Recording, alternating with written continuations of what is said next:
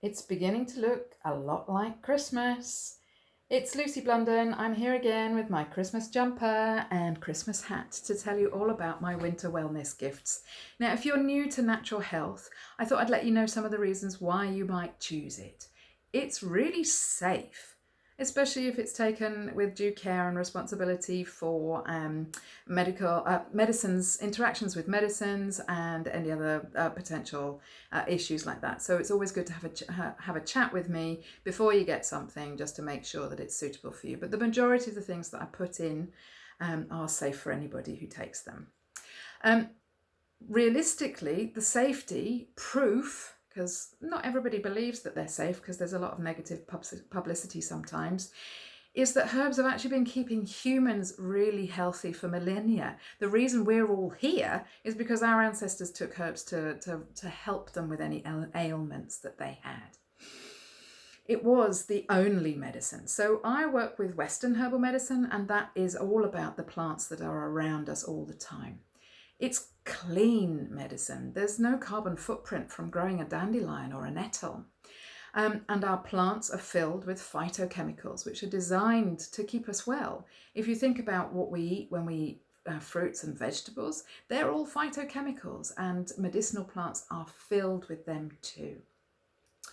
So get your 8 portions of fruit and veg, well, veg and fruit really, a day, and add medicinal plants into that, and it's really rocking it for you. Medicinal plants are also abundant, and if you know what you're looking for, they're completely free because we're surrounded by them. Anytime you weed your garden, weeds are medicinal plants generally, you're likely to be throwing away a plant medicine. How much of a travesty does that sound when you think of it in that way? Yeah, I know dandelions are pesky and nettles send their roots everywhere and da-di-da-di-da, and they don't look pretty like the flowers, but they have their own beauty. A weed, a definition of a weed is a plant in the wrong place. So a beauty is in the eye of the beholder. Another benefit of natural medicine is that there is rarely any side effects, and the side effects usually only come from misidentification. So if you are going to go out and buy, pick your own, make sure you definitely get what you think you're getting. It's easy to think that you've got it and get it wrong, and I've come a cropper with that myself. So even those who think they know don't always. But stick with really well-known plants if you're going to forage for yourself. So, but generally no side effects. But not everything is suited to everybody. And the massive benefit from taking a natural plant medicine is that it won't tax your liver with exogenous chemicals. So the kinds of things that are in, it's in our daily lives, but maybe you breathe in some petrol fumes, or you take a well-known over-the-counter remedy. But if they're pharmaceuticals and they're made from chemicals, your body recognises it as non-self. And because it's non-self, it has to detoxify that in its normal everyday processes. But with plants, it doesn't have to do that. So there's another great benefit. So if you're liking the sound of this and you fancy trying it out, I've got some lovely winter wellness, some lovely things in my winter wellness gift that I'd love to tell you all about. That I'm about to tell you all about, and that you can buy from me as a bundle. So there's Salvia and Sorbus. Now, what's that? Well, it's me being a bit fancy because I like the fact that the Latin names both begin with S, and Salvia and Sorbus sounds really good. Sage and rowanberry could be just as good, but there's something about Salvia and Sorbus that has a lovely ring.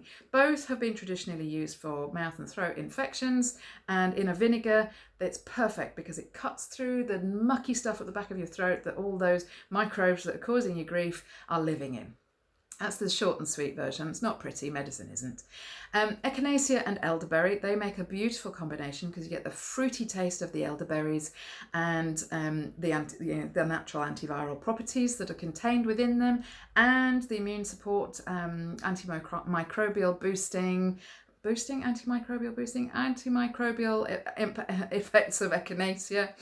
Then I make something that gets called cold and flu tea. Now, I'm not allowed to really say that it does that, but that's what I would use it for. So it's a beautiful combination of a trio of 3 herbs, which are traditionally used to support and prevent and reduce duration of colds and flus.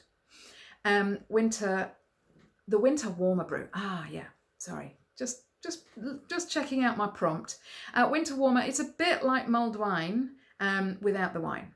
So you make a beautiful, rich, warming, thick, spicy cinnamon, clove, ginger brew that you add a little bit of honey and lemon to, and you just sink back into that kind of warm, enveloping deliciousness, and it helps knock out all those things that winter brings us that aren't the gifts that we wanted at Christmas. And then the final one is the fire cider vinegar. There's nothing final about it, but it is pretty poky. I've made a couple of different varieties. One has the warming spices like cardamom and cinnamon in it, and another one is full of chili, ginger, turmeric, garlic, lemon, thyme and sage, all beautiful herbs to support your health during the winter with all those seasonal bugs about. I would love to talk to you more about it. So if you're interested, drop me a line, DM me, send me an email, and I can give you as much information as you would like. And I look forward to hearing from you.